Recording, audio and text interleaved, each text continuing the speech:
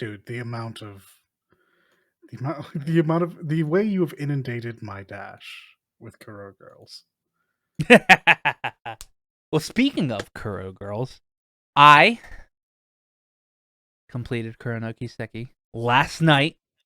The latest possible I could have played because I couldn't have played any time today. Hey, ta-da! Congratulations! So I've was it only everything you wanted? I've only sat on it for about almost 24 hours now. Um, so I have at the moment I have 3 favorite Trails games. All right, one is Cold Steel 3. The other is Trails to Azure, and the third one is Kuro. Now I cannot put I at this moment I cannot put them in a specific order. All right. Hajimara is not in top 3 because while it was great and all that jazz, there's too much there to unpack. I also haven't played it in English yet because we don't have it in English. Mhm. I only put Kuro up there. Hey, sometime this decade, you just Yeah, watch. sometimes it comes out next year. Okay, Reverie comes out next year. That's what I have to keep telling myself. All right, it comes out next year. I only put Kuro in the top 3 because there's nothing an English version could do to not have not like to not have it in the top 3 or whatever. I already know that game's gonna get massively butchered when it comes to localization, though, because, like I said, there's a lot of words in there that probably will not make it over unless they want to make it mature. If they want to make it mature, that's fine. All right, Persona 5 is a mature game. I'm pretty sure Persona 5 is a mature game mainly because of the Dick Chariot, but it's still a mature game. They want to do that, then they can localize it. Anyway, that game was great. That game's amazing. I have a save point in chapter 5 where I need to make a choice to what route I want to go down, and I'm gonna load it back up and do at least part of chapter 5, doing the Shizuna route, because you get to play her for a very, very limited amount of time in the final chapter. I mean, very limited amount of time in the final chapter, and she's good. She's Yeah, they know what you like. They're gonna save that and hold on to it for next game.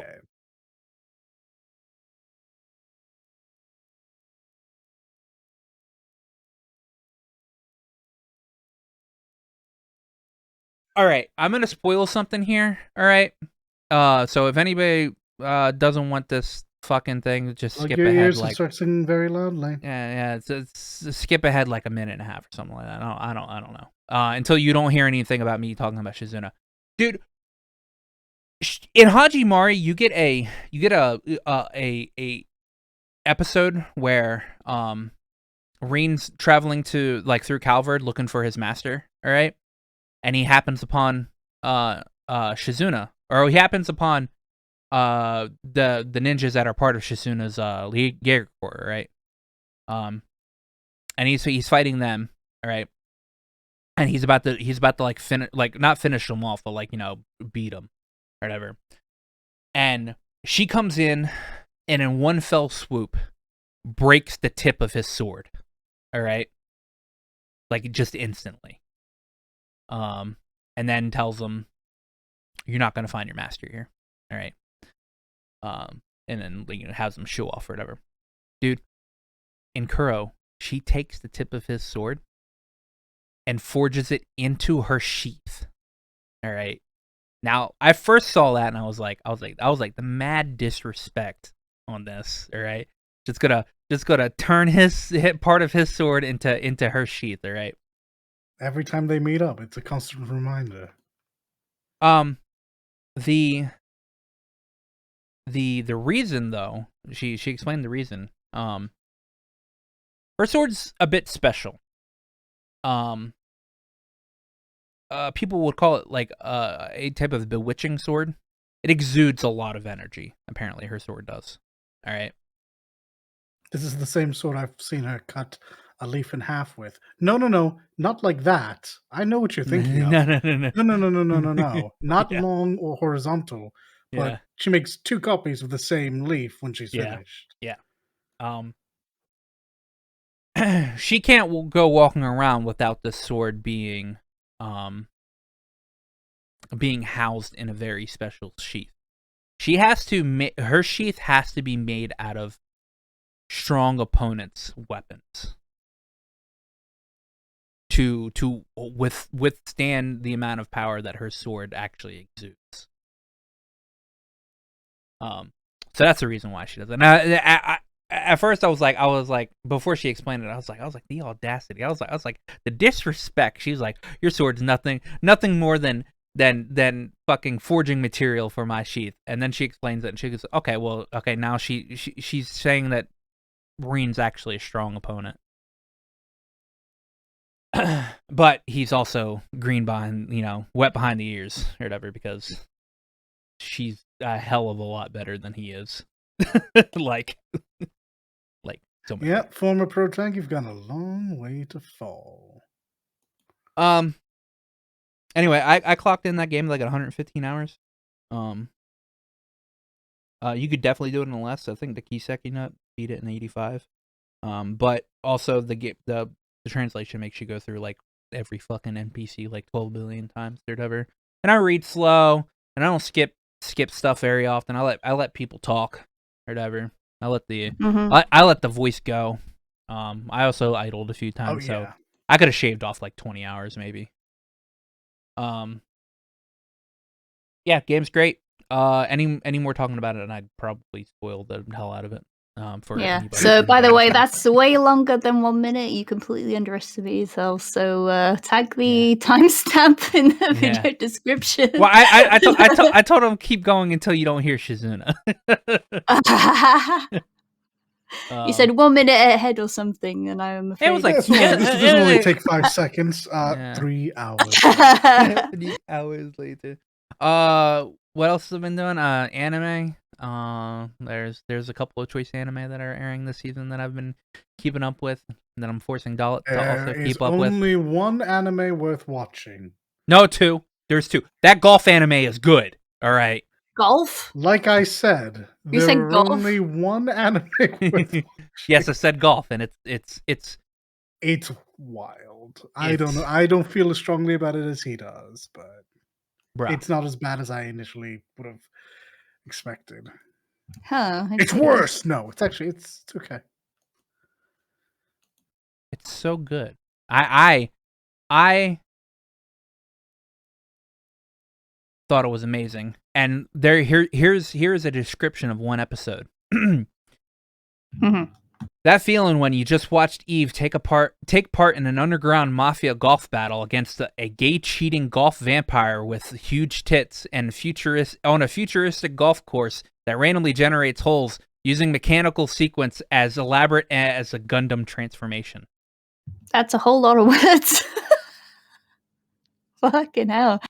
Yeah? She's not a vampire. She's a viper. She's a viper. No, she's a viper. Is she still a mafia boss? No, she's not a mafia boss. She just takes part. It's part of an underground mafia golf battle to win a deed of the land. Yes, because when I think of sports that might be used to launder money by the mafia, I think golf. No, it makes sense. You know how many fucking rich people play golf? Yeah. Sure. Literally, I showed you the first episode. Literally, the main character uses golf to literally just make money. Like she's not a pro golfer. Go for. She just hits balls with a stick for money. Yeah, hits balls in a hole, stick for money. A professional golfer. Yeah. Well, I mean, No, she doesn't do it professionally. She does it. Only underground. She does it underground until she starts doing it technically professionally a little bit. Yeah, until it's exactly technically professionally. Yeah, we'll technically talk about the best kind of correct. Dalit will understand that later. Yeah. And then obviously the anime that Dalit is talking about is Spy Family. That's I genuinely love this. It's so good. Best anime this season. Honestly, it might be best anime this year, depending on what else comes out in the next. I don't know few seasons. what is going to come out to possibly top it. I very likely, because of who I am, I'm not going to watch it. So this for me, easy best anime of the past couple of years. It's almost overtaken Brotherhood. Almost. I think it's at 9.1 now. And Brotherhood's at 9.14. That's insanity because the writing on the Full Metal series is just so good. Yeah. Oh, she writes characters so well. And I've been attempting to catch up, or at least attempting to get through the second campaign of Critical Role. I've went through 20 episodes, I guess, in the past week, 2 weeks. So thankfully, I can listen to Critical Role while I'm at work, and I don't have to watch Critical Role. God, I've dropped off watching everything when it comes to D&D besides play it, because that's all I have time for. Yeah, because there's loads of them. Two. No, because I want to watch Shikar, which is by the Bronze Girl. I want to watch High Rollers again. Critical Role, yeah. There's loads. Oh, there's a new Spelljammer one that's being run as well. Yes. Because Alexandria Unleashed is really good. Because Unlimited, sorry. I use TweetDeck now. I can actually see your posts. It's amazing. But yeah, that's actually that Kuro anime. Critical Role. That's all I've done this week. And most of it has been Kuro because, like I said, I have 115 hours in that, and 40 of those hours is probably this week. So. That's impressive. Yeah. I've done my fair share of anime, and by my fair share of anime, I mean Aqua was ever so good as to trick me into watching Spike's Family, and now I'm here for it. Yeah, so you're gonna be here for this next episode. You're gonna be, I'm very sure, here for it. Don't doubt it. Other than that, I've had a bunch of time, and I've learned something about myself. TFT is a hell of a drug. I could have played other things. I absolutely had the ability to play other things. Cocaine's a hell of a drug. Yeah, but I didn't. I'm just enjoying auto chess. It's not auto chess. Teamfight Tactics, yeah. Yeah, Teamfight Tactics. So it's auto chess with multiple twists. Yeah, that's wonderful. I mean, Riot just makes great things when they're not making League. Yeah. But yes, after I imagine not this week, but next week, once I get paid for my time, I can't talk about it. My time for the past couple of weeks, I will finally begin Cold Steel 4. I don't mind paying full price for it. I know it was on sale recently. Alas, I could have bought it. I did not. I will wait until I look up my bank account and don't go, When I look at my bank account and go, then I will. All right. But yeah, no, anytime that I'm not in here with you all or in a call with other people, either working or just trying to learn to be social again, it's TFT, and I am surprised. But here we are. I've completed the battle pass, despite not getting anything for it because I didn't pay for it. It is now technically done. Got all the freebies, and now I'm actually learning things like actual positioning and strong board versus synergies, and I might even start ranked. I must be stopped. I cannot let this happen. Dude, you just need to get Cold Steel 4 in your hands, man. It's true, because then that's all I'm going to have time for. An RPG? Oh, goodness.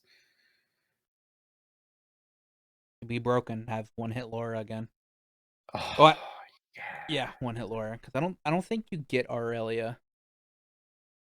It's 4. Everyone turns up in 4 for a second. Actually, do you? What? No, she doesn't, I don't think. Final battle, everybody turns up. But yeah, fair play. But for everything else, that is true enough. No, Hajimari is where you can just fucking play as Aurelia pretty much anytime you want to. Yeah.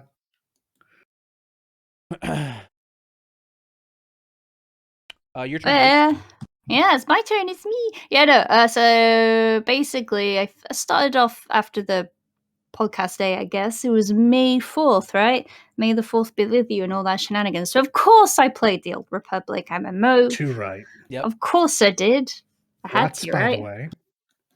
Having your art piece published. Oh, yeah. BioWare. The community blog, they contacted me saying, could I use your fan art that you drew? It's very good. So, oh, cheers. So they said, keep it a secret until it's live, blah, blah, blah, you know. But yeah, that was a nice surprise. That was cool. Yeah, so check out the community blog. I said blog. Community blog. Yeah, now, I mean, it's just there's also really good people that get picked as well. Like, there's awesome cosplays, there's more awesome art. Yeah, gosh. So I did a Twi'lek. That's really cool. So yeah, check out the latest community blog, I guess. Definitely do. Highly recommend it. You get to see our leaks work. Yeah, and there's lots of information about the games too, because Knights of the Old Republic. Sorry, not the Old Republic, not Knights of the Old Republic. The MMO is still getting updated and stuff. It's still thriving. It's still a heck of a lot of fun as well. They did a big overhaul a few years back, so yeah, it's fun. I am enjoying myself. What else did I do? I played 100% Orange Juice again because that's just lots of fun to play with people. It's just one of those, like, what should we do? Should we do this? Okay. And then, like, 5 hours later. That's really good. Should be roll for the chicken. The chickens. My God. No, it's the blooming golem boss thing. Oh, yeah, that always thanks everybody. I hate it. Like, it's like, it takes, like, 5 million turns to beat it. Ridiculous. What else? Sometimes when you play against the CPU character as well, they're like, what the fuck? The CPU character cheat. Crazy. Yeah, no, we have to gang up on them. No, really, it's the way to go. Otherwise, they just win. Yeah, what else? I was watching a mate play Wrath of the Righteous, which is a Pathfinder game. That's really fun. I want to play it myself one day.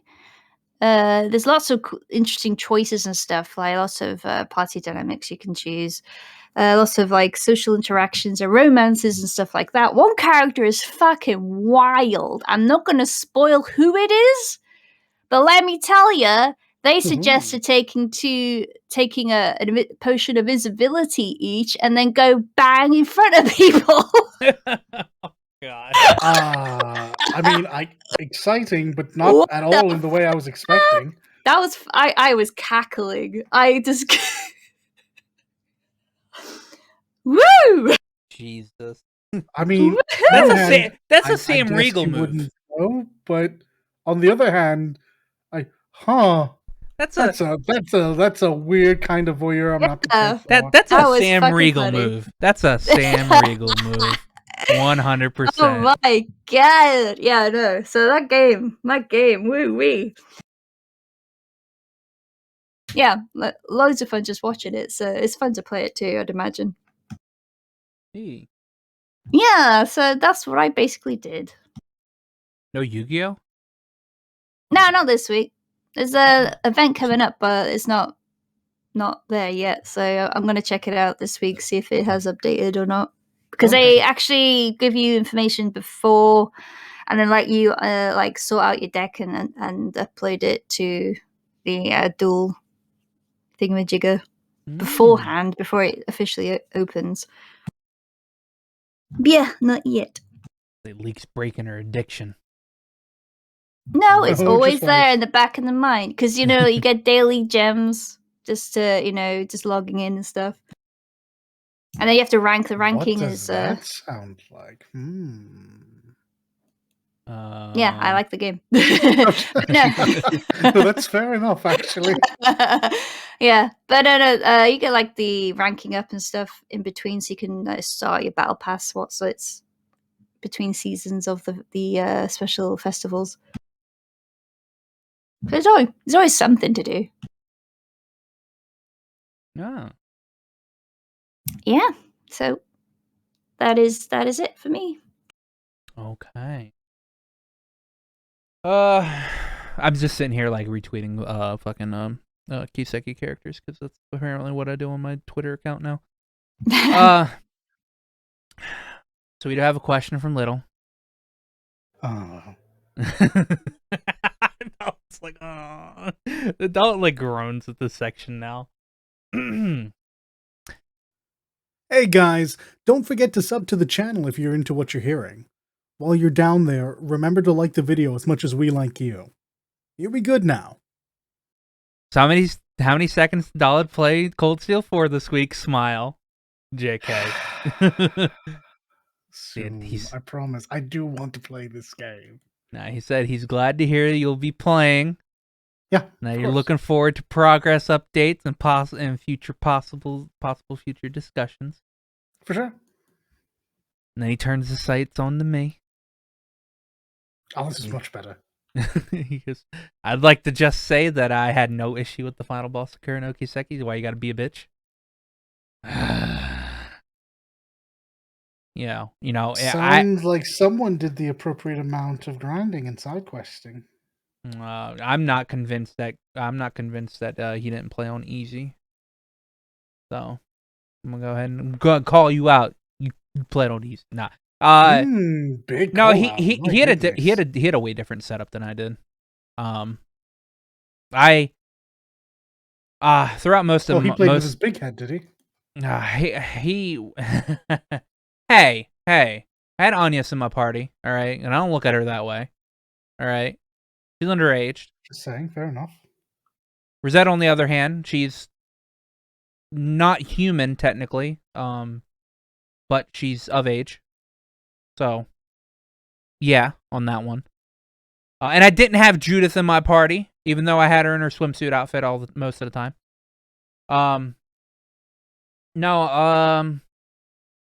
He I forget what he said he had, but I had my setup to where I was shielding most of the time. And while shielding's good, you had mentioned this, yeah. Shielding's good. Shielding, like little thing, shielding's a bit broken because at least with Rosette, her craft only takes like 30 CP. And it's a pretty good magic and physical shield. But the other thing that shielding doesn't do is protect you from status effects. So you could still get fucked over pretty easily if you get bad status effects on you.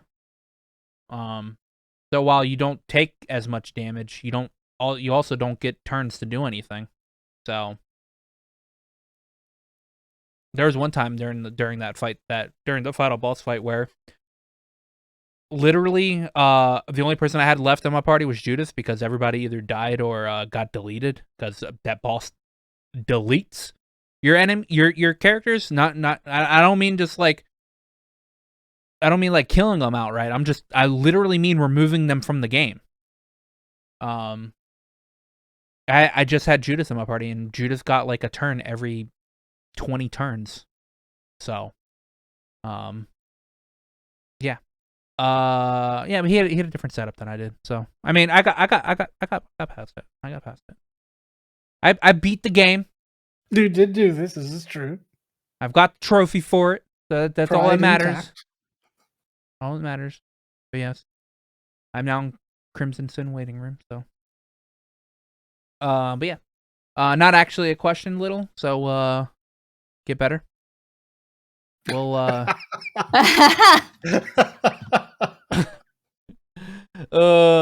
we got some news this week. And Yeah, I'm gonna sure do. start it off with the good news. Give us that good. At the near replicant reincarnation live stream event thing that they had for this all you week. Nier fans out there. Yoshi P was on stage because they were announcing a Nier 14 collab for the mobile game and everything like that. That's a cool collab, I guess. I don't play that mobile game, so I don't really know.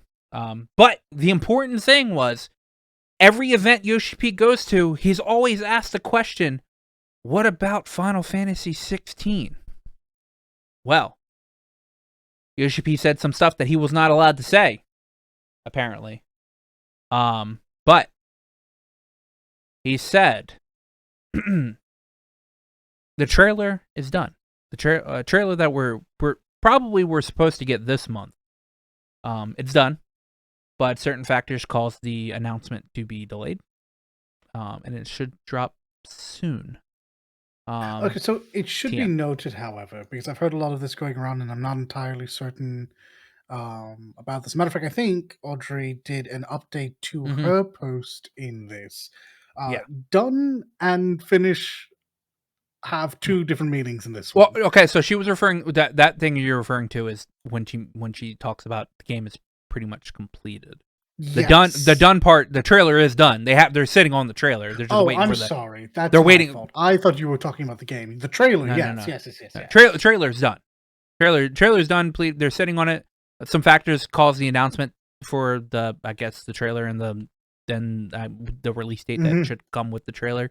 And that should drop soon. The next point, and by the next point, which is the point after the next point, but the next point is, it was loosely translated to the game is pretty much complete, which is not entirely correct. The game in its like whole form is complete. They are working on polishing and debugging right now. So however long that would take for this game is probably still going to be like a pretty decent amount of time. But the dev team apparently was even working through Golden Week for this, which is what a thing to hear. Yeah, which you don't normally hear that often, like because people in Japan like to take. Well, not everybody. No, companies still get you to work through Golden Week sometimes. So it's not actually that uncommon. Yeah. So for me, what was impressive wasn't that they did it. It's the way he was willing to say it. Oh yeah, he's like, oh yeah, we're working through Golden Week. He has. So, I am admittedly presuming that to mean that they were well pleased to do it. Whether or not that's the case is another instance altogether. But I mean, it does. As presented, it makes me really pleased with the position the game's in. Seems like everyone's still super on board. Mm-hmm. More than we can say about certain other games that are happening. Yeah, Audrey was like several years. Audrey said she wanted to add the debugging and polishing is still going on and does not finish. USP expects that they will want to take their time with polishing the game further. USP also mentions that he spent Golden Week working on some urgent stuff for Final Fantasy 14 and also made adjustments to the marketing plan for 16.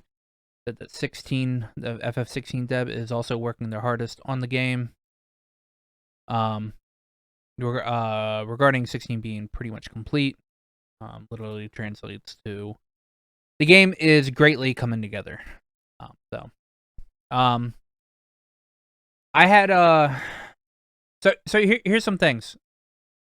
Yoshi said we will not get information on this game until it is in a state where when he does drop the information, that one, we will be able to pre-order it, and two, it will be in our hands very soon after. All right. The way these things should be. Which led me to speculating the other day. I was like, okay, well, the way that he stated that, the trailer is done and that certain factors cause the announcement to be delayed because we're supposed to get an announcement in spring, and spring ends in the middle of June. So we still have this month and half next month for them to hit the spring thing. But my assumption is the way him saying that was we were probably supposed to get this trailer in April. And that some factors cause it to be delayed. So now I'm assuming we're going to get it this month. We're going to get the announcement, the trailer, everything this month. If he wants to keep on with the idea that it's going to be in our hands soon after, this game definitely coming out this year. All right. He's not announcing the release date and it's coming out like this time next year. All right. I'm still not 100% on that, if I'm honest. I definitely think you're right to believe it, given all the words leading up to this. But it's because he's really literal. He's always literal with his words. No, this is correct. Like I said, you were absolutely correct to believe it as you have taken it.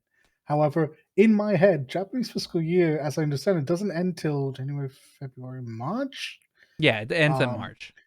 It doesn't end in March. Okay, yeah. So in my head, there's no reason it can't launch as late as February.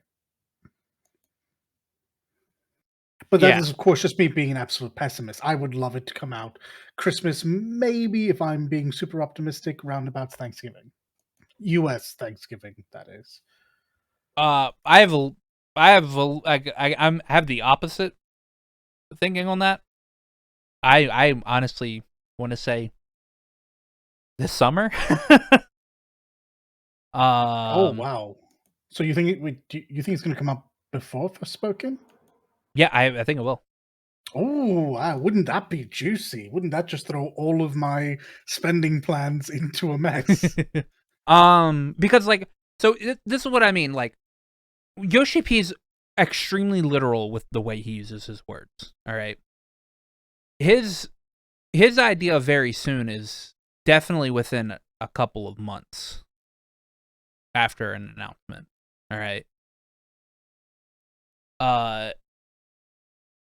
If they drop the trailer this month, then that leaves at least all the way up till the end of August for an opening to happen. There's no other games for Square coming out until Forspoken.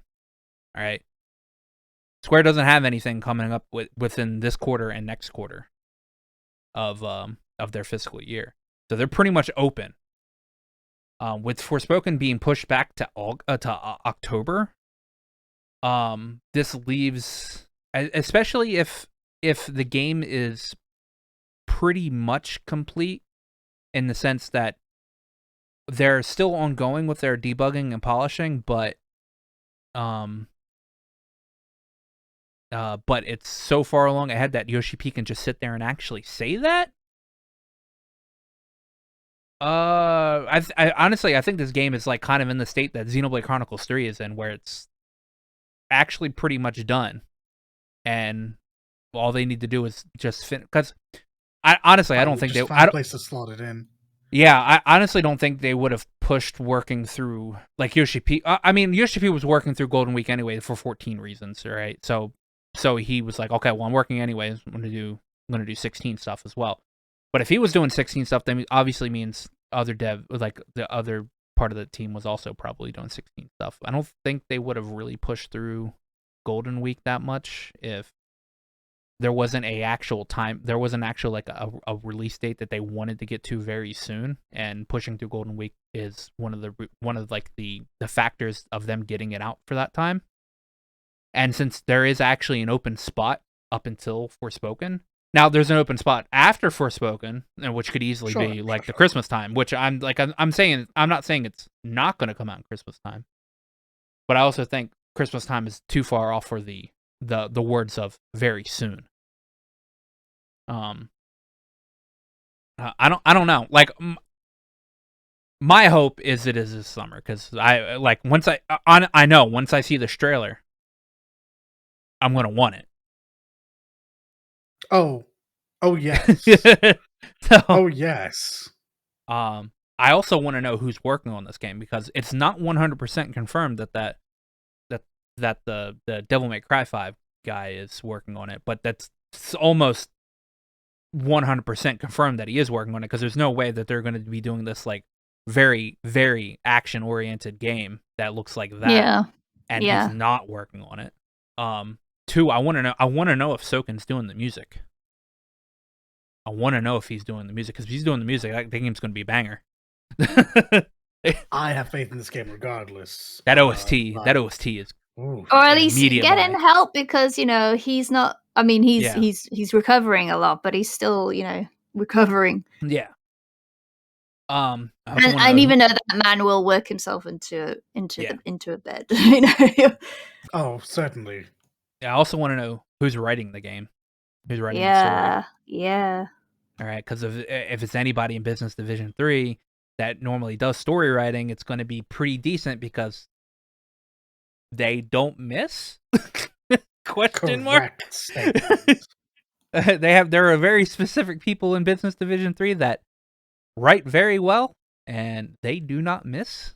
Also, Koji's working on the localization for the game, Yes. so or he's head of the whole division when it comes to that. So I just want that trailer. That's actually just what I want. When if the trailer is done, Yoshi P, just drop it. Just drop it. Give it to us. Nobody cares about the date. Just give it to us. All right, come on. You cannot ask this man to leak further information. Yeah, fucking even Audrey's like, Yoshi P, sir, if the Final Fantasy 16 PV is done, then release it, please. So yeah, that's the good news this week. That's the good news. I like knowing that I know nothing about this fucking video game, and then the dev telling us that it's pretty much done. And yeah. I love not seeing it, and then bam, seeing it and saying, "Oh yeah, you're gonna be able to play it in the next couple of months." I'm like, it's just let me bring down the mood a bit. It's really nice to be excited for a game like this and not be going in with like all of this baggage over the last decade. Yep. This is nice. Yeah, this is. Yeah, I do like the idea of actually getting the game after a recent trailer drop, because the hype for that will continue very easily until release. Yeah, well, he said he's working on the marketing for it, which, I mean, Yeah. once that trailer drops, I guarantee you, marketing, bam, bam, bam, bam, you're gonna start seeing this fucking thing everywhere. Yeah. And then everybody's gonna be like, yeah, Final Fantasy 16, yeah, I don't have a PS5, so I can't play it. Not my problem. Not my problem either. Fresser. Blake's over here like, this is where I'd put my PS5 if I had one.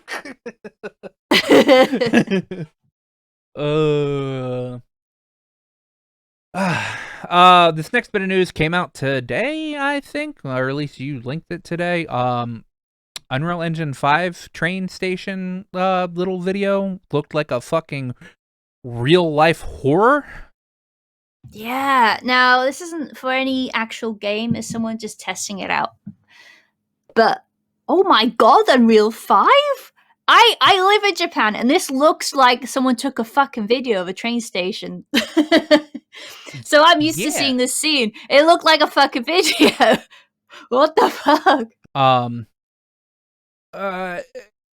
It's Unreal, no pun intended, what can be done with this engine or whatever. I'll go ahead and say no game will ever look like that. I think that's actually a pretty fair cop, because we've known that previous engines have been able to produce in smaller segments quality that is completely mind-blowing. Yeah. But in a larger program, on a larger executable, it's just not something that we'd see much of. Now, as for you, Leek, since this might mean something to you, as I understand, the reason why this looks so well is because it's actually modeled on a real train station. Yeah. It's modeled on a real train station, but it's the fucking lighting though and the textures. It's amazing. It's the lit with Lumen. rendering is amazing. Yeah. It's made with that it's makes made with such a big Lumen. difference. Yeah. I'm assuming it's using all the tricks that Unreal has had. People have had their hands on it for a little bit, so they've really been able to go at it. I wish I remembered the name of the station it's modeled after, but that's really not as important as seeing this right now. 18 trillion triangles.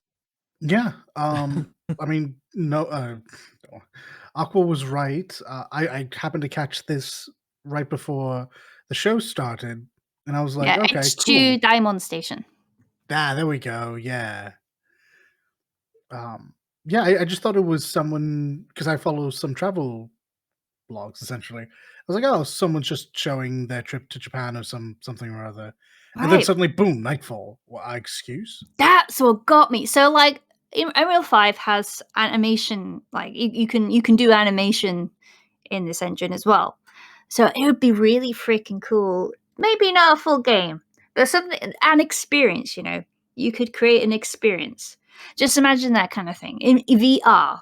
You would be walking around, and then suddenly the lights go out and you start hearing fucking creepy things, and then you see something in the corner of your eye and you turn and it's not there. You could create a good experience, fucking terrifying experience. 1,000%.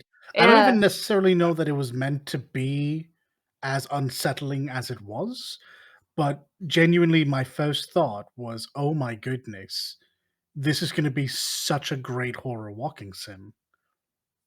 Because you don't need to have like any meaningful interaction, just little things off to the side, some soundscaping, and an occasional blip. Oh my goodness, it would be amazing. I fucking hate horror games. I don't like being scared, but I would be interested in it.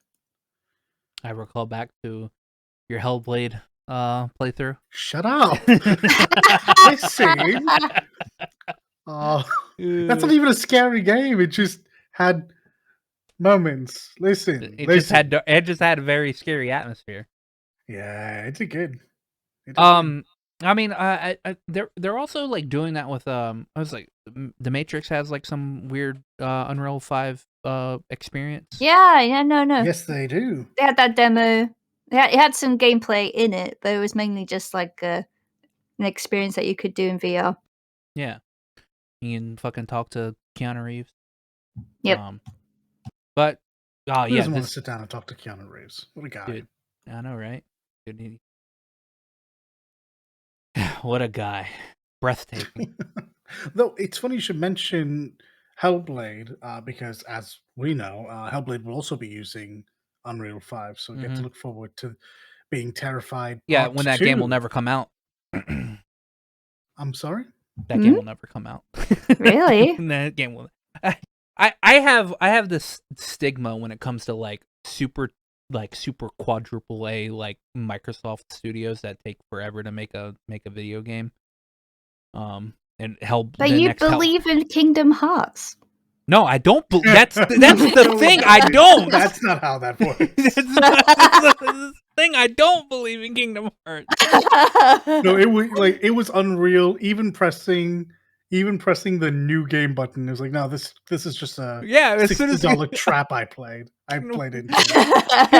I don't believe this is Kingdom Hearts. No. So a lot of the games that Microsoft has announced for their platform coming within the next years or whatever, we've not seen. I think we've seen like one small thing of the new Hellblade game, and that's probably still within like another 2 to 3 years of development, or who knows when Fable is. Yeah, it was a trailer. It was an action scene trailer, and they were fighting this giant. Yeah, but it was very. But to your credit, you're right. It was a trailer. It was more like a tech demo. Yeah. So I've Hellblade, it will maybe come out sometime, but no, I don't. I like halfway through this fucking generation maybe. I mean, that's look, I'm still gonna pick it up. That's what it is. Yeah. No, this Unreal 5 train station thing looked ridiculous. I saw it like as soon as I was getting off work. I was like, "What the fuck?" Like that's horrifying and like, holy shit, that literally looked like somebody with the fucking GoPro camera walking around a goddamn Yeah. train station there. Yeah, I thought like they were showing off. It's empty here. It's never like this. I was like, that is weird. Darkness. I was right. I was like, this isn't fake. No, but that's the thing though. Like, it's just because it looks so real, and it was just a lighting change. It was from day to night. That's all it was. But immediately it feeds into your fear of the dark. That was like, ugh, no, it was so Yeah. creepy, especially when it's empty and you just hear the natural sounds and maybe something a little weird that you're not quite sure what it is. That's scary. That's so scary. I had another thought about this, which is we, as consumers in general, not maybe specifically us, but in general, we've come to expect so much fidelity from character models. We expect the people we interact with to look human. I didn't realize we weren't there with the scenery yet. I just kind of like had mentally assumed, yeah, that looks fairly realistic. Whatever, yeah, I'm totally into it. I don't think I've really been truly surprised that something was fake like this since, you know, I don't even since what. I think this is it. I think this is the most impressive rendering of a not real place, or I guess of a real place that is in fact just a render. Yeah. It's pretty ridiculous. It's not ridiculous. Go on then. The numbers that Babylon Fall on PC has. I mean, it is ridiculous. Yeah, let me tell you, It's that is in ridiculous. fact ridiculous. It's ridiculous in the opposite sense. Yeah. Babylon's Fall PC dropped to 1 concurrent player this week. 1. That is a wild thing to hear. There's 1 player playing on PC this week. Now, there's probably more at the moment, but it did drop down to 1, and that's when your numbers are so low that it actually hits 1. Your game's bad, especially like 2 months after launch. Yeah, the whole point of this is that shouldn't be possible for another several months. Yeah. Honestly, if this game did what it was supposed to do, that wouldn't be possible at all for years. Oh yeah, no. It just feeds into how Square can't manage their third-party titles at all. They can't. I mean, this isn't a failure of management. This is just a bad game being treated as a bad game by the consumers. Well, the game had to have went through checks and balances to have been released. Sure. Square doesn't manage their third-party studios enough, or like they don't have quality checks for their games that aren't built in-house. And sometimes they don't even have quality checks for the games that are built in-house. Hey, sometimes a quality check is just everyone voting someone out. Let me tell you what. They didn't quality check that game. No. I frankly with the live service, it might have just been a case because of the time we live in of just ship it.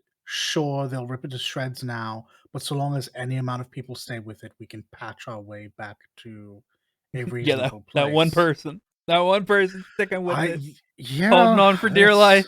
That is wild. I think this is just a symptom of a wider problem. I think patch culture in video games is a double-bladed sword that on one hand, yeah, you can fix things post-release, but we've gotten to the point where that is the standard, and it's not just a what if, it's a no, this is what we're going to do. We're going to ship the game now. I recognize it's not perfect. We're going to do a day 1 patch. We're going to do a patch 3 days after that, and then we'll patch as we get feedback. And games are bigger and more advanced and more prone to having the smallest thing cause the largest issue now. Well more so than they ever were before, but even still. Yeah, for me, this one person as the entire base of a platform.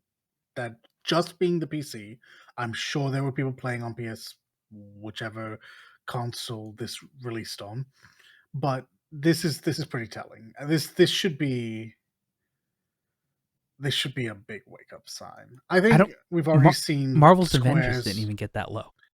Yeah, that's true.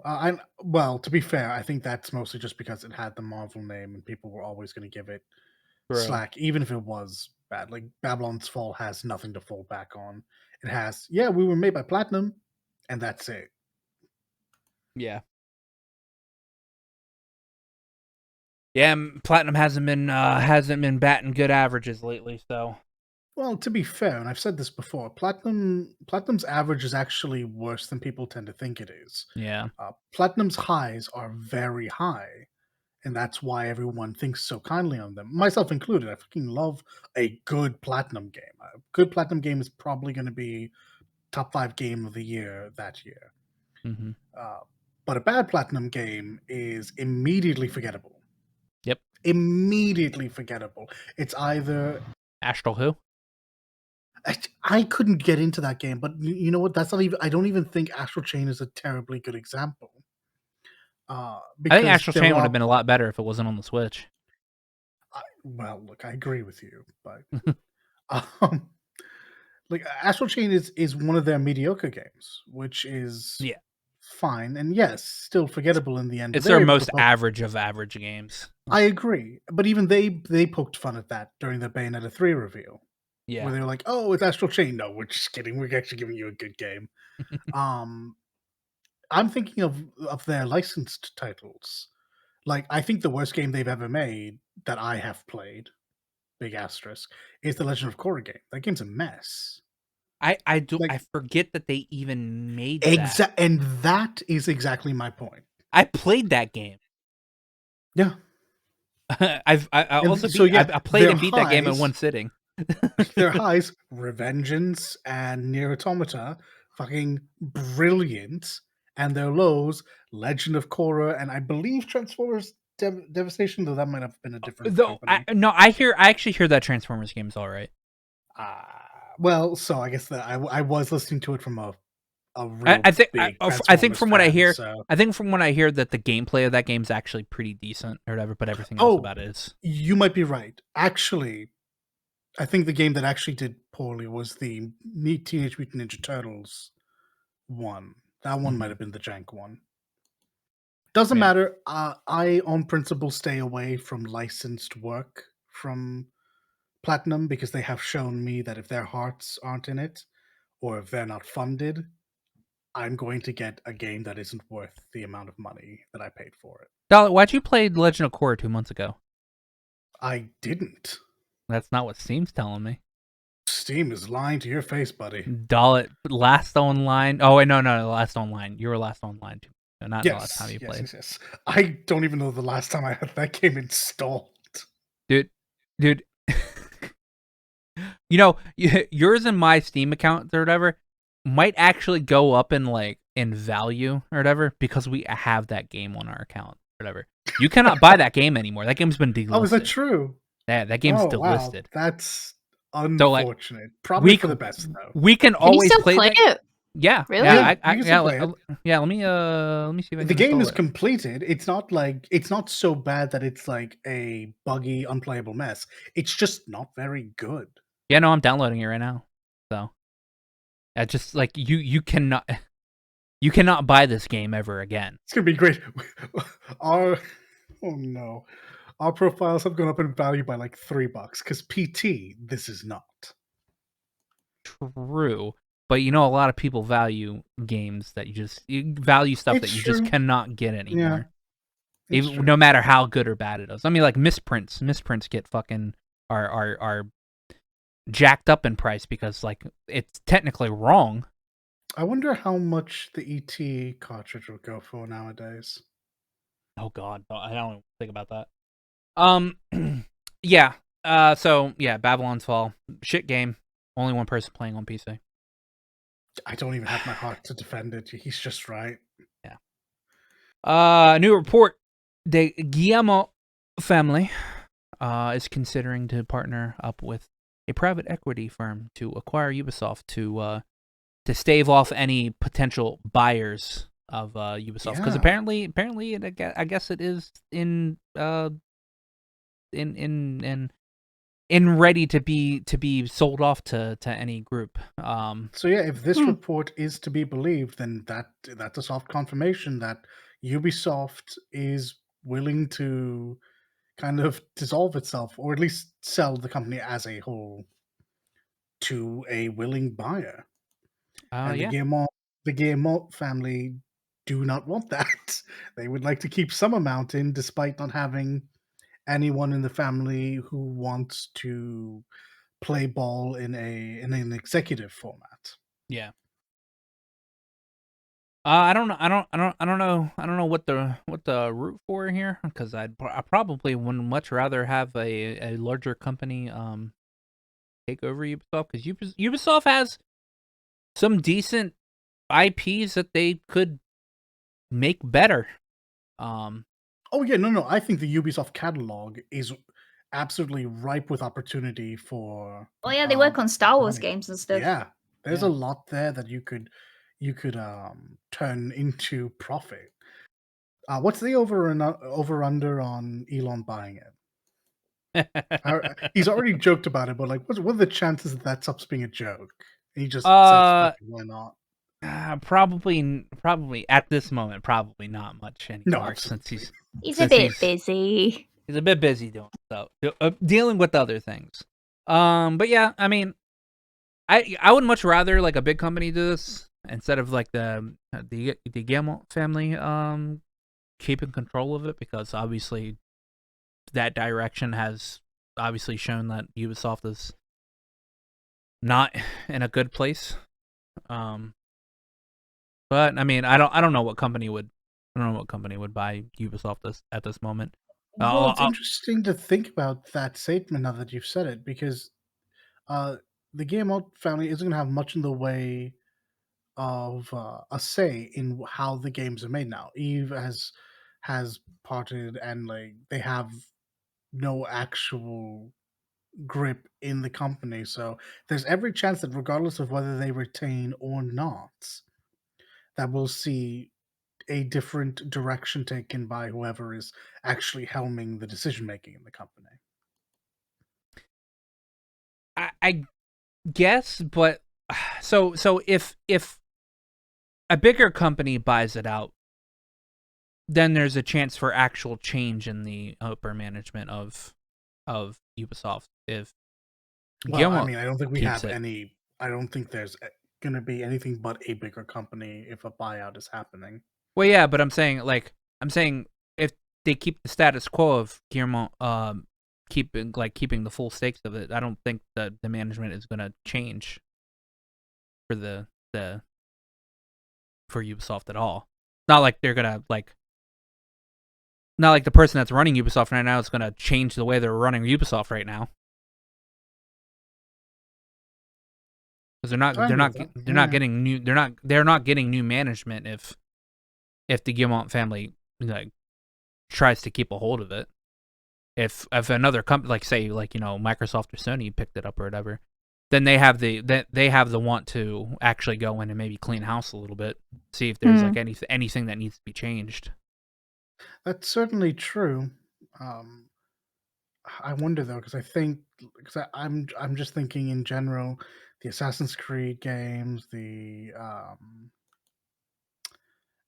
what's the hacker game called? Watchdog, the Watchdog Watch Dogs. titles, the Division, even they're all still profitable. As players, we are tired of the same routine. Yeah. Um, but in terms of like decision making about what sells and what has actual profitability in the markets, I cannot really blame them, with the exception of with the exception of them trying to launch something like Ghost Recon again, because that was just not Yeah. great. Yeah. But I mean, I don't think there's a company out there that's gonna really want to buy Ubisoft anyway at this moment. I mean, Yeah, I mean, Embracer Group could. Microsoft might, because why the hell not at this point? But I don't know Well, who's Microsoft needs to get through actually their other buyout both. first. Yeah, both Yeah. Microsoft and Sony are a bit busy at the moment. Yeah.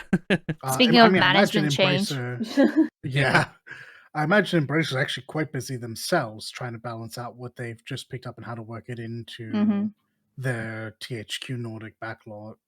So And Sony, I don't know, there's a rumor that Sony might buy Square Enix. yeah, Yeah, so Is that's a that rumor rumor. floating yeah, around? yeah. That's a rumor I've heard. We should definitely talk about this in detail another time. But Yeah. I'm not sure that would happen. Like, I'm trying to figure out.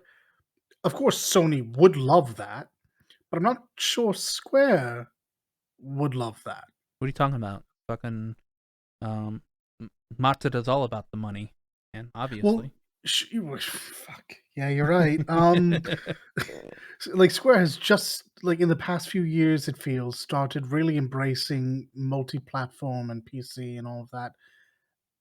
So it would feel really weird all of a sudden for them to go back to just being a Square centric, or I guess in this case, a Square solo studio. It just seems Huh. at odds with what we've seen before, but I can't shake that off completely because I've also heard these rumors, and frankly, for the longest time, Square and Sony kind of went hand in hand. Yeah. hmm Yep. I can see it. But I wouldn't be against it, but rumors in the industry of buyouts are rife. We've been hearing Square for a number of years now. We've been hearing Hideo Kojima, his Productions now potentially being bought up, and that hasn't led to anything yet. It seems well, that he with came out and said that's never going to happen. of course, but also never fucking listen to Kojima. He's a liar. Yeah, true. He'll just He lie is a to your liar. face. It's fine. Yeah. I don't even hate him for it. I understand. Um, it's the hot topic nowadays, and I'm sure a lot of older industry families, essentially, who maybe are feel they're on their way out, are seeing this as an opportunity to have one last big windfall before they bow out of the. I don't want to say community, the industry altogether. So I think that's just what I've taken away from this. I plan on probably next week or something doing a bit of a research on this topic and really figuring out what is actually happening here and being turned down for a bunch of interviews. So we'll see how that goes. Yeah. Just need the time is all. Speaking of more buyout stuff, New York City shareholders are suing ActiBliz, saying that Bobby Kotick was unfit to strike the deal with Microsoft, and they are only pushing forward so Bobby Kotick can get his golden parachute and everything.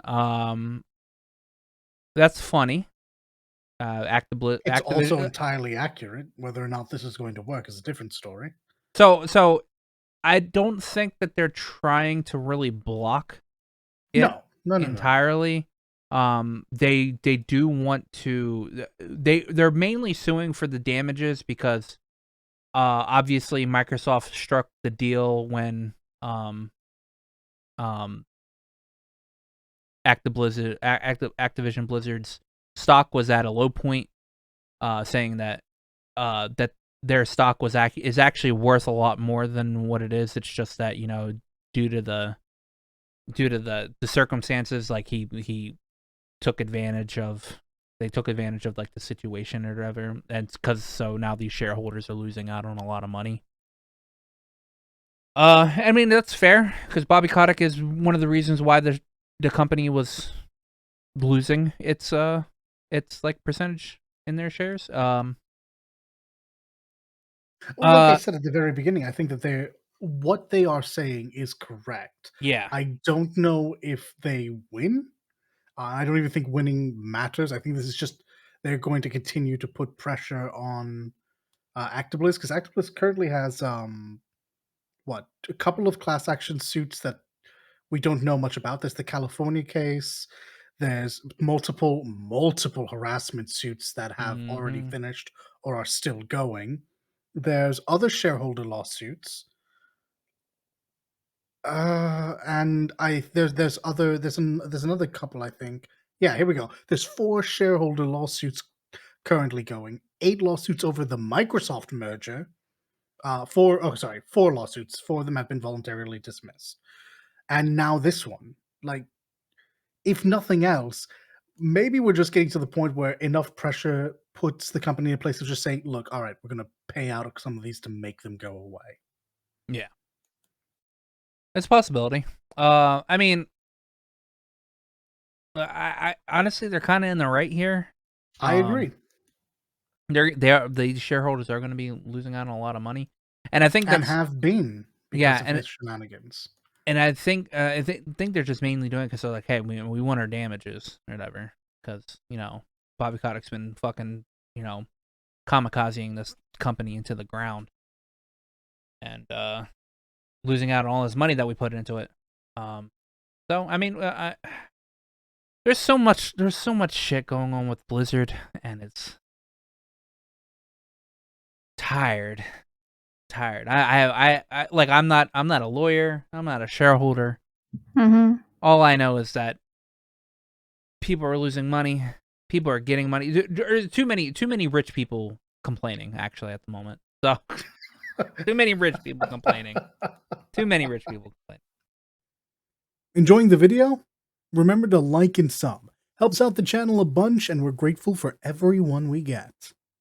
They just need to pay them all. Get this merger done. Let Bobby Kotick go fuck off somewhere with his money.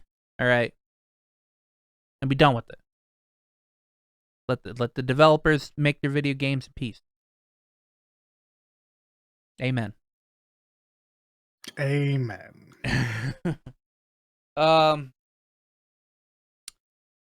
But more rich people making money. COD Mobile is as big as the main game and Warzone combined. Well, you've left out an important factor, haven't you? Did I? I'm pretty sure you did. Didn't this come hot on the heels of them opening download in China? Oh, did they? Yeah, after launching in China, I think suddenly the numbers have skewed to 650 million downloads later, and it's a certified hit. Okay. Yeah, the only reason I call that out is because it is important to point out why this number has seen such a sharp increase. It's easy to forget in the West because we don't value mobile games as much. And honestly, frankly, Call of Duty Mobile has been doing very, very well in the West as well. So, but even with that, they had nowhere to go but up once they released in specifically China,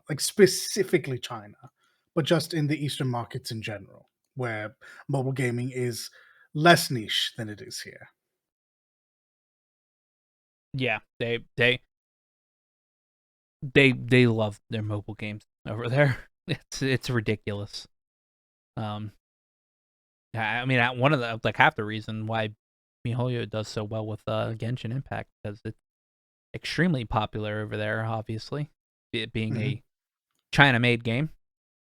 I think there are a couple of other reasons that I'm not always happy to talk about, but the game is impressive in its own way. This is true. I honestly, I wish Genshin Impact was just a regular single player video game. Yeah, it is a very high-end, high quality game. Whereas I find a lot of gachas to be either low quality or incredibly low effort.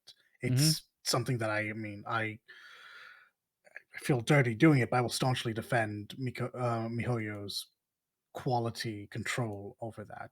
I have issues with them using a lot of the same rigs and a lot of the same models, but that aside, there seems to be a fairly steady output of content and desirable investments. Waifus and husbandos. Yeah.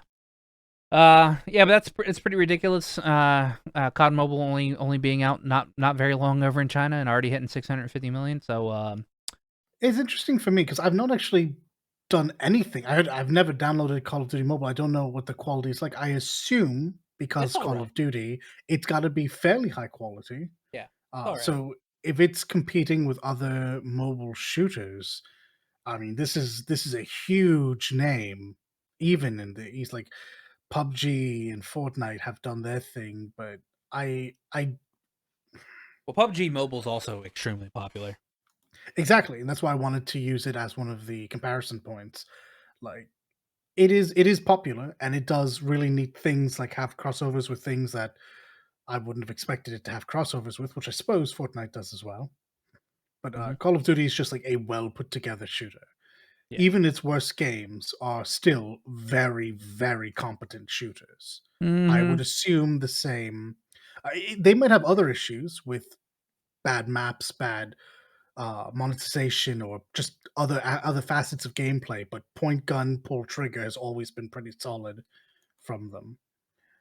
Uh, so I would assume the same thing to be here, or as best as they can produce on the mobile platform, because there are some things you just have to be willing to give up. So my big surprise was Call of Duty, just immediately shooting up because I wasn't aware of its popularity out east. Yeah. I mean, congrats to them. They're making more Yeah, money. very much so, very much so. More money. More I money. now have to look up Call of Duty Mobile before I talk shit about it to find out what they're actually doing wrong and if they're scummy in any way. But you've at the very least got 650 million downloads, so you're doing something right. Yep. Our boy Jeff Keighley put out a tweet the other day. Game Awards and Summer Game Fest will be airing at IMAX theaters all around the United States, even the world. Maybe I don't know how it is outside of America when it comes to IMAX theaters. So yeah, at IMAX theaters you'll be able to view the Game Awards and Summer Games Fest with people that you want to watch these shows with. It's like their own version of like like I guess an E3 viewing. So like you can buy the ticket, go there and I'll hang out do with one people. better for you, actually. Yeah. So both you and I listened to Jeff talk about this in multiple instances at his I forget what's it called on Twitter, just his Space. space. Last night. Yeah, so I listened back to it. I wish I could have been there to hear it live, but I couldn't. And he did mention this, and a lot of people were interested in talking to him about how he feels Summer Games Fest has replaced E3, or at least Summer's Game Fest has replaced E3 for the consumer side, not for the industry side. And it has, and with IMAX, I think this brings a special kind of interactivity. Now, I'm not saying that we're going to be able to do anything if we go to IMAX and watch it there, but it does lead to something that I haven't seen really outside of normal sports. Like it's a lot of people getting together for like the finals or getting together for the international or whatever it is. This is a really novel way of going about it because he's already mentioned he's not sure, Jeff isn't sure, if Yeah.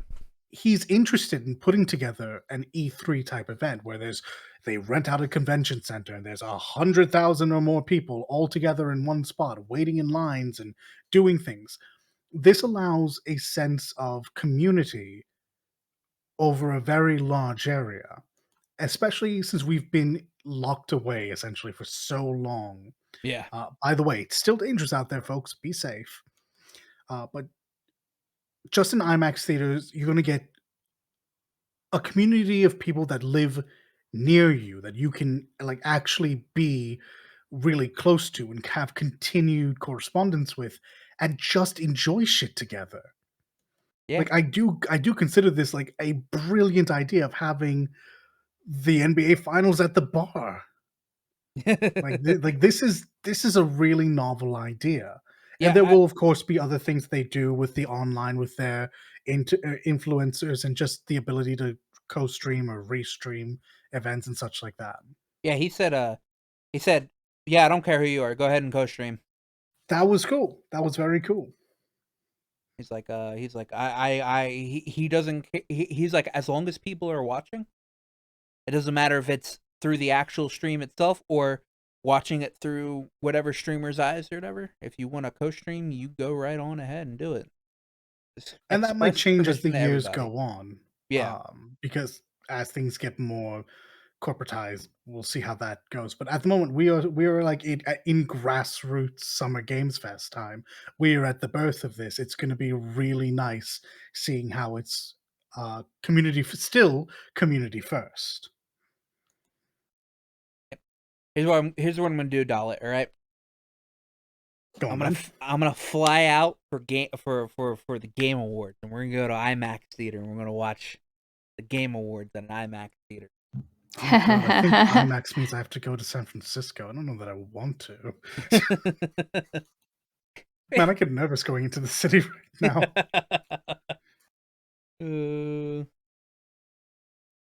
We'll fly somewhere else in the United States. Some other place that has IMAX. Go to Screw it, let's Vegas. go to Japan. You can go to Japan. You can't right now. It's true, we're locked out. we Wait, genuinely aren't I thought allowed Japan. in. I thought Japan opened up their. Forced? No. They will People for to come back limited. home. No. They will open up for limited tour groups only in June. Okay. Yeah. Damn Well, you, Japan! so much I for that want to idea. visit. Yeah, that'll be interesting. He also stated Summer Games Fest will be airing June 9th. Yes. So be ready. That is new E3 week. Yeah, I mean, well, to be fair, it's still the same month, so everyone's going to be buckling down and be pretty much prepared. What surprised me is, did I misread the secondary tweet, the one about a replay of Summer Games Fest sometime in December? I'm not 100% sure on that one, actually. Yeah, so December is when we have Game Awards. Game Awards, right? So I feel like I might have misread it because I was just scanning over and then when I saw the update tweet about the IMAX collaboration, I swore I saw Summer Games Fest and December, and I was like, "Oh, you're doing a rerun event? That's kind of neat." No, I think they just meant. For the Game Awards, that would make the most sense. Game Awards will be in IMAX in December as well. So. Okay, yeah, that makes well more sense. I highly doubt they'll do a rerun of Summer Games Fest in the winter. Hey, look, man, I don't. They could be trying new shit. Dude, maybe it could be Winter Games Fest. I don't know. Winter Games Fest, man. Winter Games Fest is just the bloody Game Awards, isn't it? Yeah. When they show off all the late year trailers.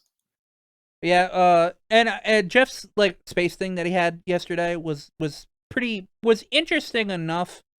Maybe had two guests on that asked okay questions. Everyone else was questionable. I like that he's doing it. I do enjoy hearing industry executive or industry veterans talk about it when they don't have a big company breathing down their neck.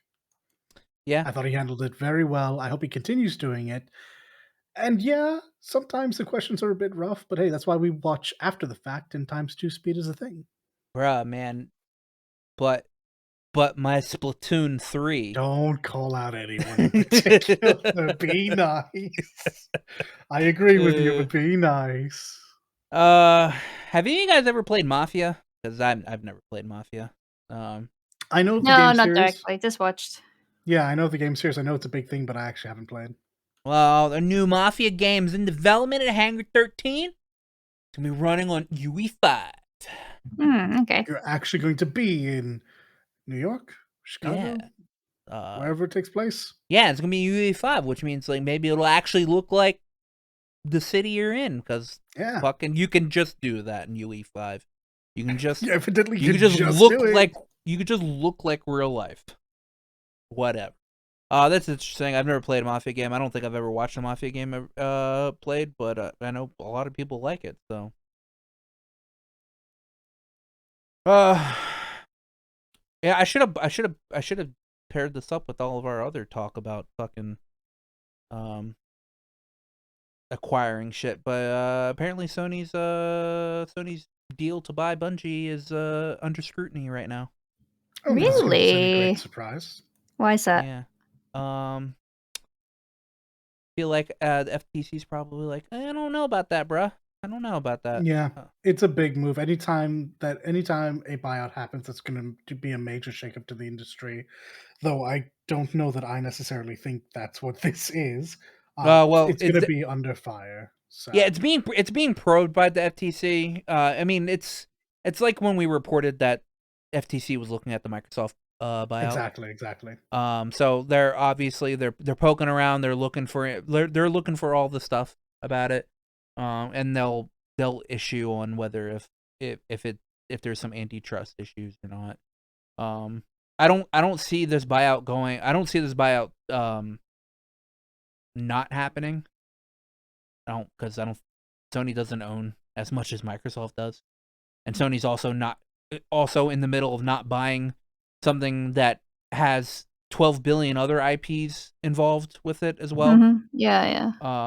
So I feel like this will probably go through, while the Microsoft one will still be like scrutinized for like a good part of the year.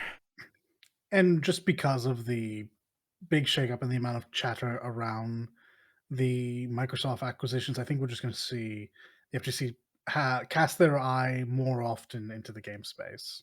Yeah. So I expect to see this for any notable buyout that happens. So if the Ubisoft buyout does go through, whoever ends up getting it will be scrutinized very briefly as well.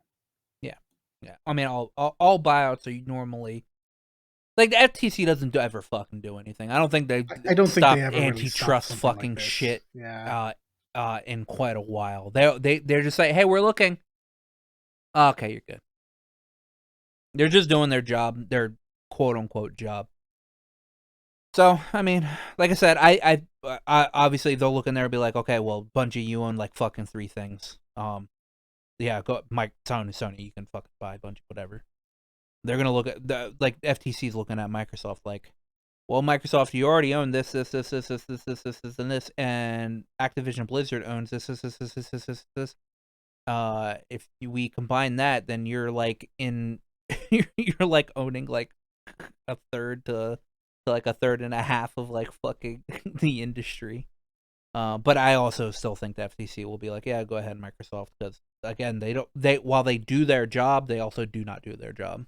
So it's always going to be hard to see them step in and say that there's an actual monopoly in place, because the games industry is an industry where new companies are born what feels like every month. So that also makes it difficult. Makes it more realistic to think that when one company is bought up, they'll be integrated to the larger company, and other companies will pop up to fill a void that is technically not there. Yeah. At least that's how I feel about it. I might actually be terribly wrong about that. Yeah. But they'll have to say no to one first before I feel like I am. True. This is true. True. Man, again, like, how many weeks in a row have I had to say Elon Musk's name in a recording? Too many. Too many.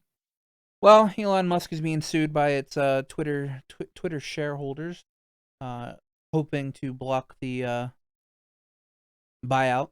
It's $44 billion buyout. I have no idea why Twitter shareholders are doing that. I can only see their shares going up with Elon buying it, unless he just buys them outright, and then they don't have shares in it. My assumption would be because they're seeing growth regardless, and they just don't like him. That's fair. Or they foresee Twitter going down the pan. Exactly. Yeah. Well, I mean, so if this buyout from Elon Musk goes forward, I think it's going to be privately owned now, and I don't think public shareholders will have their shares anymore. So I think protecting their own. I think Elon's just trying to buy the shareholders outright. So like they don't have they get a gigantic lump sum instead of owning like a percentage of Twitter. Anymore. Yeah. And they're thinking of the game, where instead of having just a small windfall. Yeah, that's entirely possible. Yeah, I think that's probably if you try to privatize Twitter, we'd see Twitter take a major hit anyway. I think competition that has sprung up and until now been unsuccessful might find a big enough population to compete. True. I just like a lot of these news points that we've been hitting on the past like couple weeks. It's always about like people being sued, people buying out stuff. This is like all they're all big company moves, and we'll never we won't see like the actual result of the stuff until like years down the line. Yeah. So it's honestly it's kind of hard to get like either excited or like depressed about any of these news, because I'm just like I don't know. I specifically, I'm not a lawyer. I'm not a financial person. I get Ramsey in here. He can talk about it because he's a Wall Street man. Maybe one day. That honestly, Ramsey would be like, "Fuck yeah, I gotta finally get on the podcast." Yeah. But like, it's like out of my wheelhouse. I don't know. And a year from now down the line, we'll be like, okay, well then now that makes sense. But yeah, I mean, for the everyday person, Twitter-wise, terms of service will certainly change. Some functionality will certainly change. There's some floating rumors that he wants to basically monetize quoted tweets. And I'm gonna say about that, like, Tumblr tried that shit. Didn't. Did they? No. Yeah. Goodness. They could monetize some posts and stuff. Yeah, whoever ran Tumblr or whatever just needs to like give up or whatever, because when they threw out porn, that's when they ended. Well, no, they'd already given up because they threw out porn after they sold to Yahoo? Question mark? Did they sell to Yahoo? I believe they sold to Yahoo, and Yahoo did not want that kind of imagery, let's say. Yeah, well, they failed because there's lots of porn bots still on there, so whatever. I'm surprised.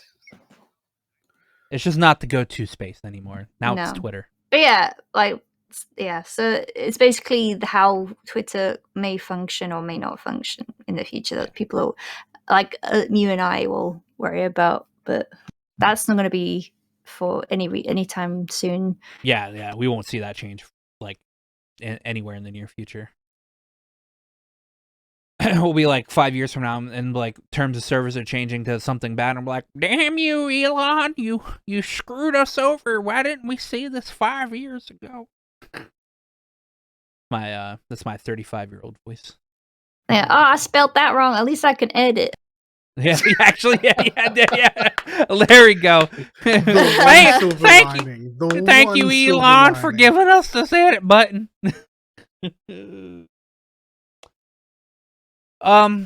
So Dollar, when you linked this the other day, this is a playable content leak from Duke Nukem Forever? No. Oh, it's not. Okay. Let's talk about what this is.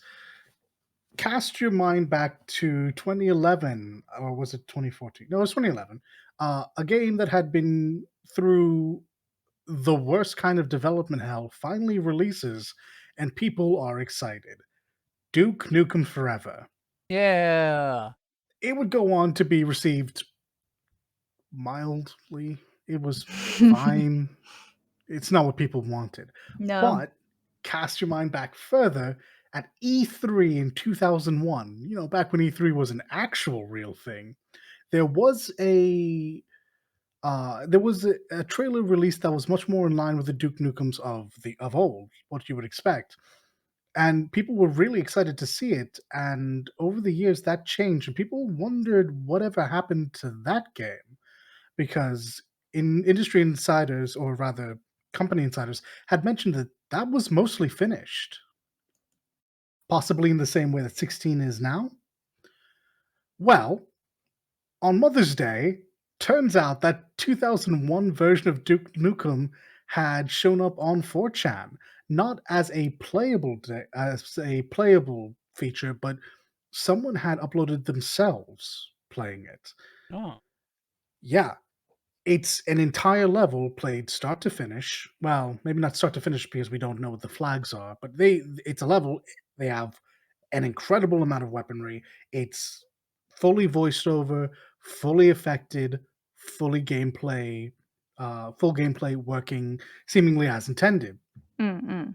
And so people were like, hey, wait, what was this? And yeah, they're in the leaker mentioned, yeah, this is that 2001 Duke Nukem game, the one that supposedly was scrapped altogether in favor of the 3D Duke Nukem. And it's better. I'm not saying it is, but man, it's certainly, if nothing else, if you were Certainly looks nostalgic for better. the old style, this is actually what you were holding on for. Yeah. So they leaked out the videos, and they have said to keep an eye on 4chan coming in June, where supposedly there will be a leak of gameplay. Now, I do not endorse such things. No. I'm if you just got to do reporting. it. I'm just saying. I'm just reporting on what is. This came as a major surprise last night, or Yeah. Like, where the 2 fuck nights they ago. get it from? The only It's probably a logical previous sense developer. is, yes, this is a spited developer who spent many man-hours on this and wants it out in the public now. You see this I don't happen know all this the for a time. fact, but it's the only thing that makes sense. There's really not much more to say. I believe the leaker is XOR, XOR, or some such. And yeah, no, they just kind of came out of nowhere. I They mean, didn't. is like a time lapse of like an NDA or you know of ownership or what? Oh, I hadn't considered that might Because be it's a thing, been a actually. while. It's Yeah. been It's a possibility. what, 11 years?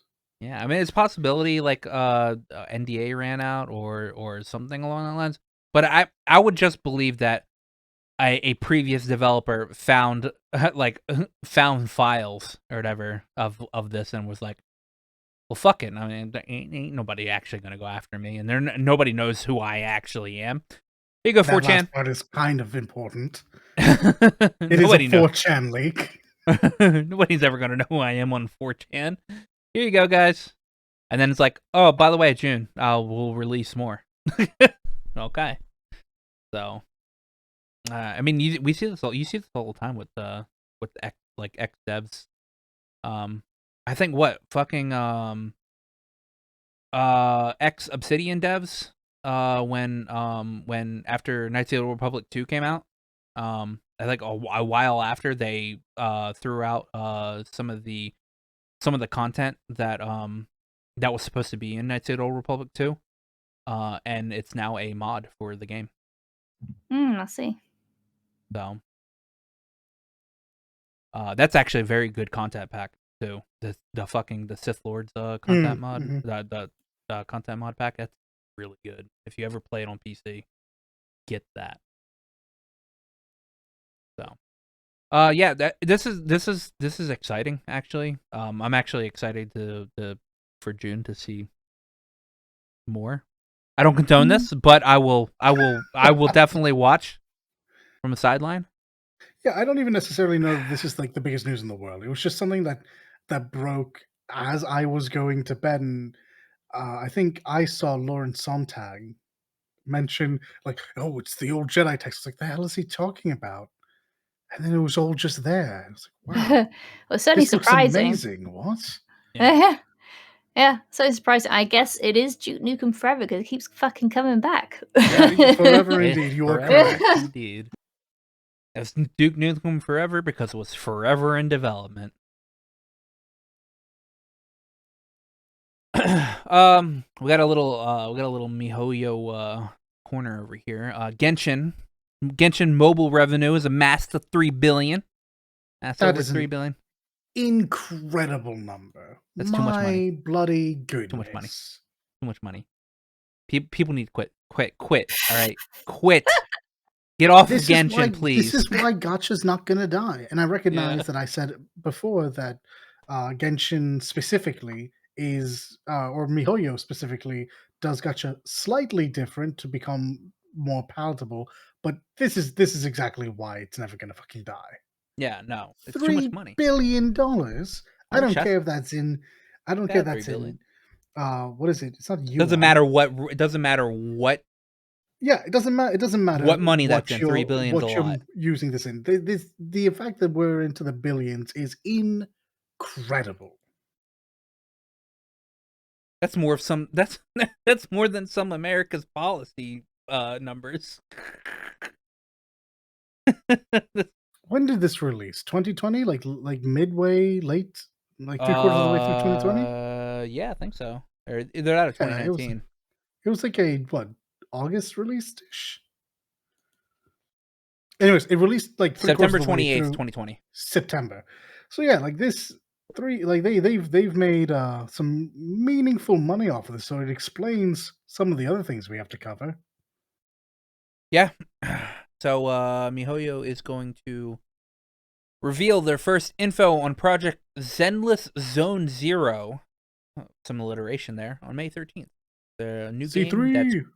probably going to be a gotcha game. Yeah,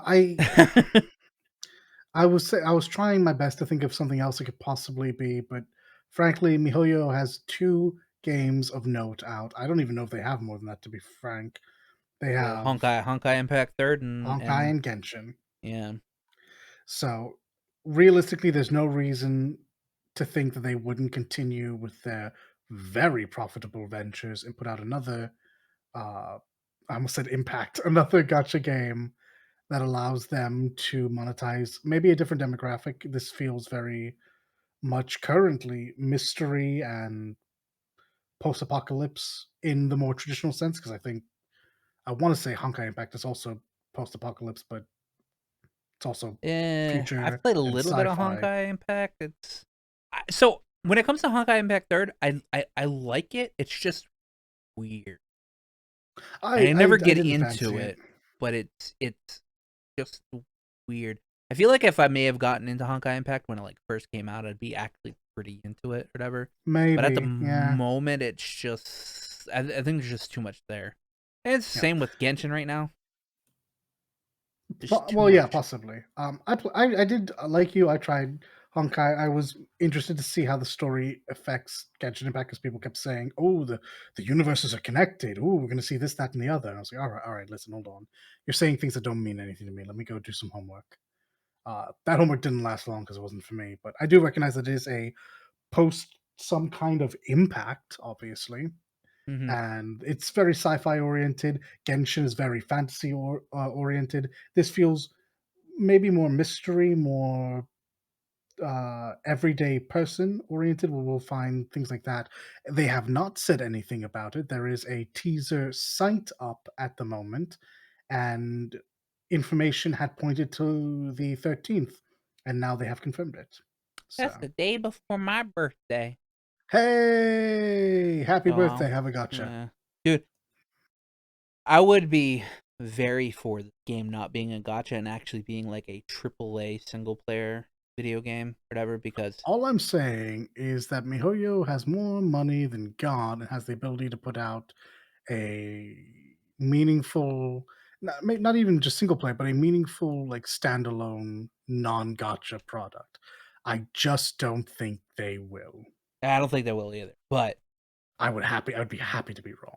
if they do, I'll be like, okay, I am down, MiHoYo. I will buy your single player, not gotcha video game that's for a console or PC.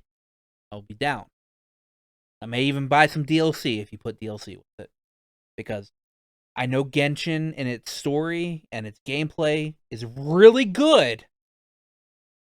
Just the gotcha element and the way it feels like it's mobile game oriented.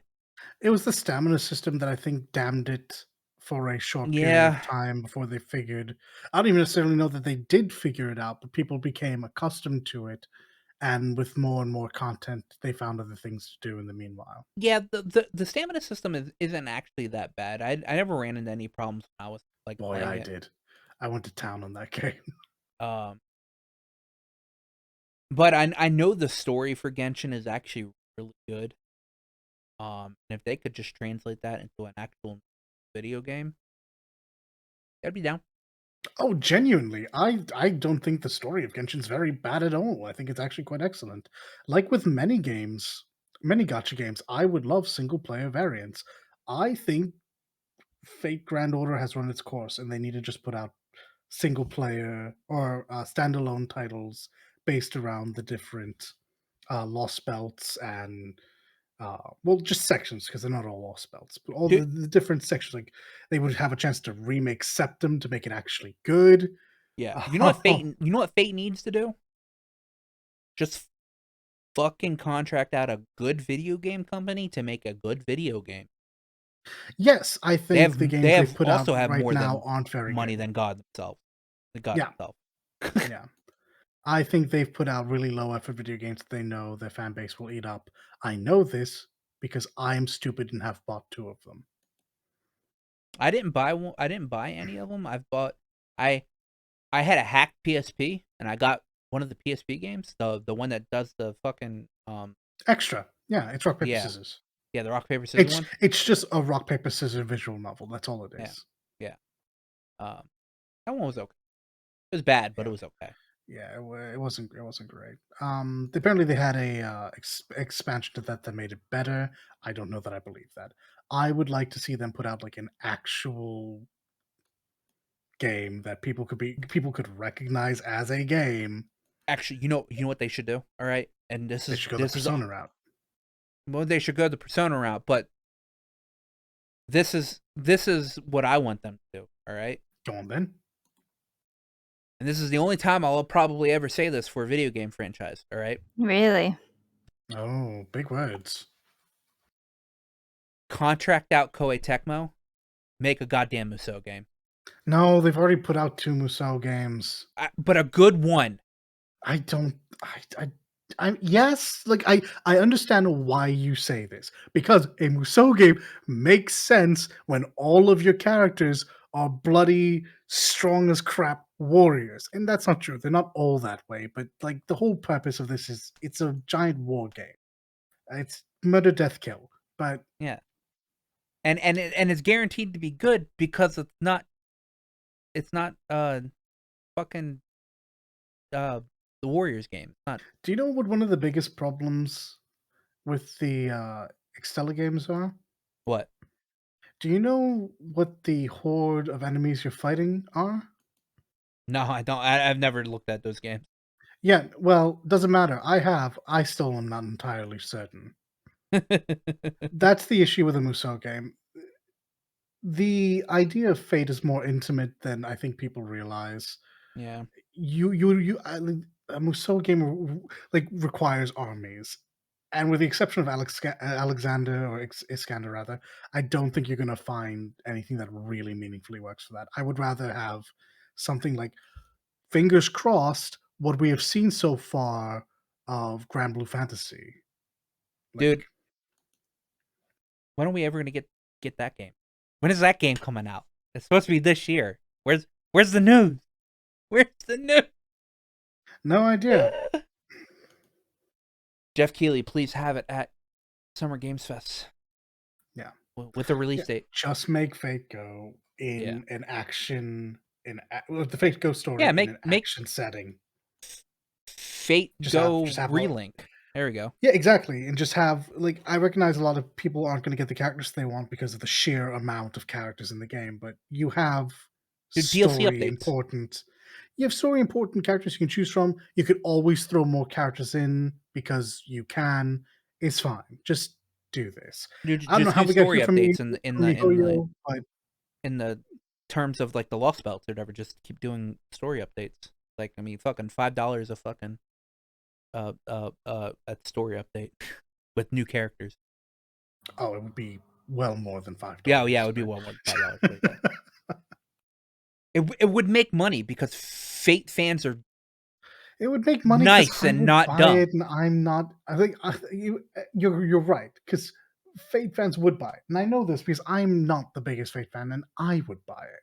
Yeah. Now the real litmus test is make the content would Leak buy it. It leaks like I'll buy Mm. anything. Yeah. I don't know. Leaks like it's not Sonic, so no. Hey, she's allowed to like what she likes. Ooh. No, it's just I don't have enough money either or time, Well, yeah. so probably Yeah, not anyway. That's Well, yeah, believe In fair a enough. perfect world, I'd buy so many different games, but believe yeah, me, no, it's I have to be picky. sometimes having the money to buy a video game is a curse in itself. So, because I'm looking at, oh, I have the money to buy this video game, I buy it, and I'm like, oh, but I don't have the time to to play this video game. Okay. Yeah. Maybe MiHoYo. Maybe you can make a single player game. I'll be on the lookout May 13th. Dalit, this is your corner. This is your time to shine. It's your favorite. It's me. Favorite. We do this twice a year, every year. So Yeah. Summer Games Done Quick is back. Special this year because after however long it's been on hiatus, we're seeing real people interacting with each other again.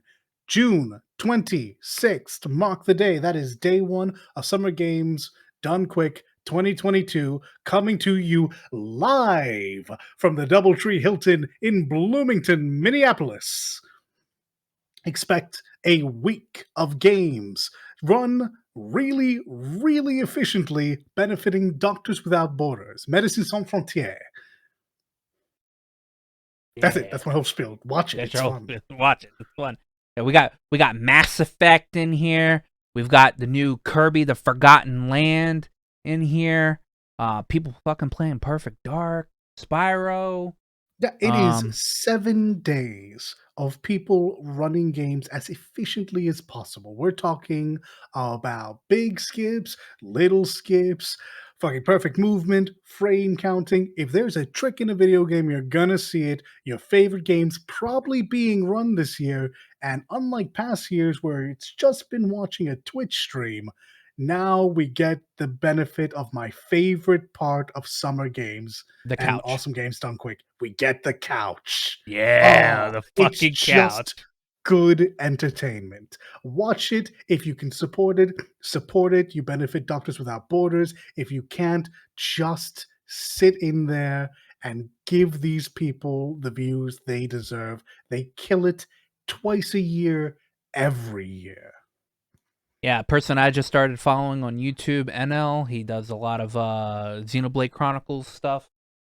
He's actually gotten into Kiseki as well because he's already played through Kuro. He's got his own Xenoblade Chronicles 2 Torna any percent glitchless speedrun. Oh, actually, 2.5 hours. Link me that. I would like to see it. Yeah, I'll link his thing. He does Xenoblade Chronicles speedruns a lot. Got Metal Gear Rising Revengeance going to be on here. I have yet to find Final Fantasy, which is really weird. There's Final Fantasy. I know at least 10 is being Final run. Fantasy 10, yeah, is on there. We're Got gonna MGS 2. We're gonna see a lot of big ones. Like a Dragon is being run. Yeah, Hell, Like a Elden Dragon. Ring is the final game of the final day. So if nothing else, I know you're excited to see that. Apparently, there's going to be a Monster Hunter Rise speedrun, which is, I suppose. Oh yeah, look, I'm looking at it. Magnum Malo %. So that's going to be fun. Yeah. Actually, Elden Ring's on here twice. There, it's the last game of the first of the second to last game, and then it's the last game of the last day. It's effectively all bosses in the any %, but the any % is going to be like 7 minutes. So yeah, whatever. Well, the any % says 33 minutes.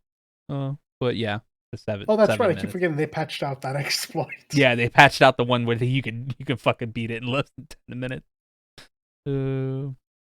Yeah, I'm be interested to see some of these. I'm definitely gonna watch the Xenoblade Chronicles 2, one, because I just started following him, and he's pretty good. I've following him specifically because he has guides on the Xenoblade games and how to do specific things or whatever. And since now that I've beat Kuro, my next thing on the list is Definitive Edition. And I kind of just want to get through that game as easy as possible. So if there's going to be some points where I want to grind, I want to know. I want to know what they are. But that's it for our news this week. What is the plan? What is the plan, fam? What are you doing?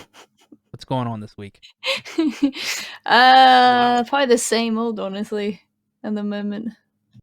I like you, Leaf. So Never change. a Never little change. bit of B, as in working and any game I can squeeze in. Yep. Any game. Any game I can squeeze in, which is probably the usual ones I've talked about recently. Hey, no, look, this is called Perpetual Backlog. You're allowed to have a backlog. You're allowed to play what you want to play right Which now. is actual perpetually Yeah, it's just backlogged. gonna be Perpetually forever. staying. 14 perpetually backlogged. It's just gonna stick it in there, never pull it out of the vault. I would love to say I would be re-upping my sub or starting Trails 4, but this is my research study week, so I probably won't be able to get around to that until the end of the week. So I think next week is going to be my big return to like these games that I'm actually behind in. Mhm. It's very likely that because I'm going to be out so often, I'll just be doing TFT for a bit, and I'm probably going to grab my Switch and take it with me for the breaks we have up there. Since I'm not allowed to walk through Pixar. Found that out today. Turns out that's a closed studio. Nothing to do Aw, with COVID, just too many important things they're not allowed to show the public. feels bad. My research study is literally across the street. I can see it. So I was like, hey, do you do tours? Can I just go in and look around this place that I desperately want to work at? Can I No, please? May I please just have a look? just a Please? crumb of Pixar. Like, yeah, no, it's close campus. We're not allowed to do that because, you know, you would then see what we're working on, and that's not allowed. Fuck. Not allowed. I understand. Thank you. Have a nice day. My dreams crushed. My day ruined. So yeah, no, my game is going to be fairly limited, and for as much as I crap on mobile games, I'm going to be kind of restricted to them until I'm finished. But hey, the payout's really sweet, so I'll take that. Yeah.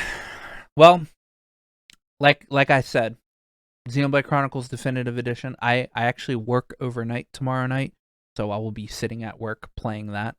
Hey, And just making sure the floor people don't steal anything, I guess. no free Twix for you. No, I mean, I can't see the candy aisle from where I'll be sitting at, so they could Hey, possibly they could be steal listening. What are you doing, mate? Yeah.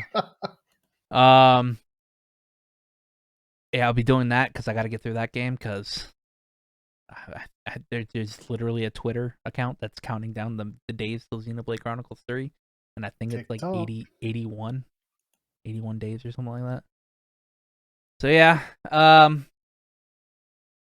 what else? I don't know if I want to. I'm probably just going to focus on Xenoblade Chronicles Definitive Edition. If I was able to focus on Kuronoki Seki for this like past month or whatever, I can focus on this. I can focus on one game. I can do it.